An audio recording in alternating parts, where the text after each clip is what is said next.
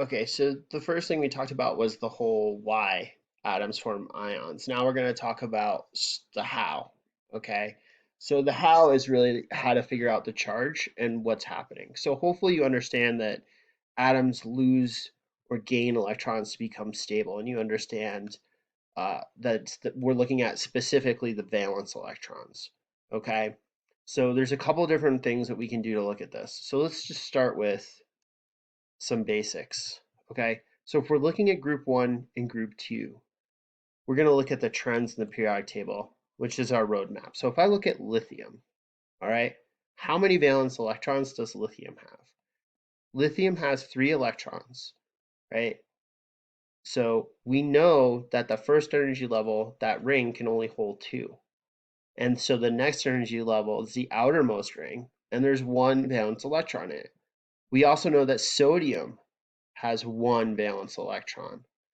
Everything in this column ends up with 1 valence electron, which means 1 electron in its outermost energy level. So if we were to think back with sodium as our example, the rows represent the highest energy level. So if it's on the first row, it's got that first ring. If it's on the second row, it's got 2 rings. Third row, 3 rings. Fourth row, 4 rings, and so on. And so if we look at how many of those electrons end up in that outermost ring, if they're in this column, it's 1. And we can sit down and count through every single electron and fill every single one of those rings, or we can look at the trend in the periodic table, right? So you know how to fill in those rings. And if you remember electron configuration, the 1s2, 2s2, you can go through that whole process. But we don't have to. We can just look at the periodic table. So if it's in group 1, it's got 1 valence electron. If I go over to group 2, they're going to have 2 valence electrons, right? Look at the atomic number. From sodium to magnesium, the atomic number goes up from 11 to 12. In a neutral atom on the periodic table, that means I have 12 electrons. So if I have 1 more than sodium, I've got 2. All right, and it's the same trend, right? If I look at the second row, beryllium has 1 more electron, so it's going to have 2 valence electrons in the outermost ring, right?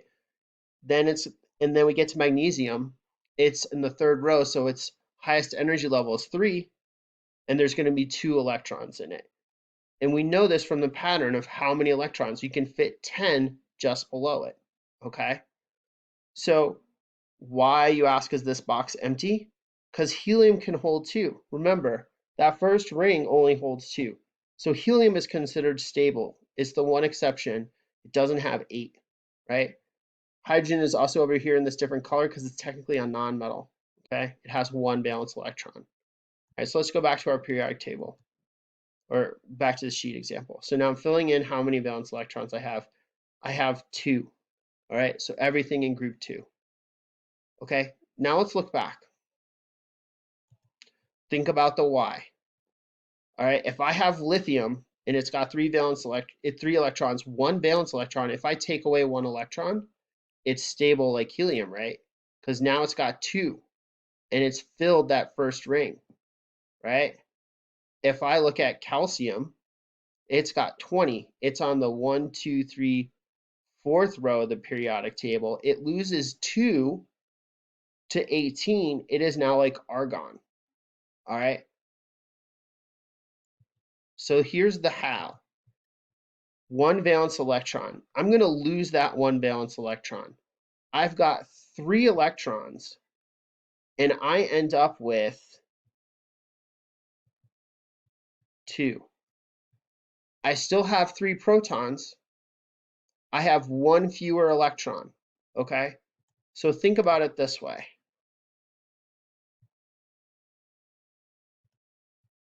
The number of positively charged protons is greater than the number of negatively charged electrons. This is true of all cations, all metal ions. How many do they lose? It corresponds to the group. If lithium loses one and has one fewer electrons than protons, it ends up with a positive charge of 1. If calcium loses 2 electrons, more protons than electrons, it has a positive charge of 2. Everything in this first column forms an ion, ends up positive 1, positive 2. First column, second column, look at those numbers. Third column, what do you think is going to happen? Loses 3. What happens when we get to the fourth? Okay, right? Something is going to shift. Carbon has a tendency, right, to gain electrons. Silicon, some of these are different.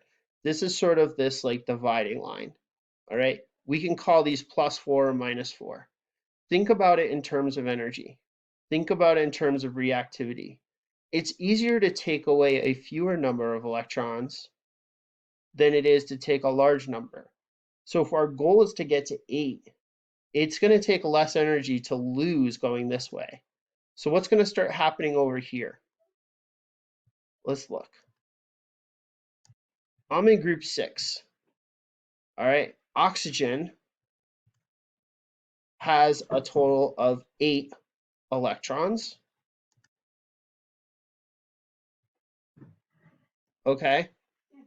It has a total of 8 electrons. So how many valence electrons does it have? First energy level can hold 2, right? So it has 6 valence electrons. It's in the 6th row, right? So it has a total of 6 valence electrons, 8 total. So if it wants to get to 8, how many electrons is it going to lose or gain? It only needs to gain 2 more, right? That's electronegativity. Electronegativity is the opposite of ionization energy. It's the affinity it has for electrons. Atoms that start to get into the nonmetals have a higher affinity for electrons, so they're going to gain them, all right? So if oxygen's going to gain electrons, if it has 6, it's going to gain 2.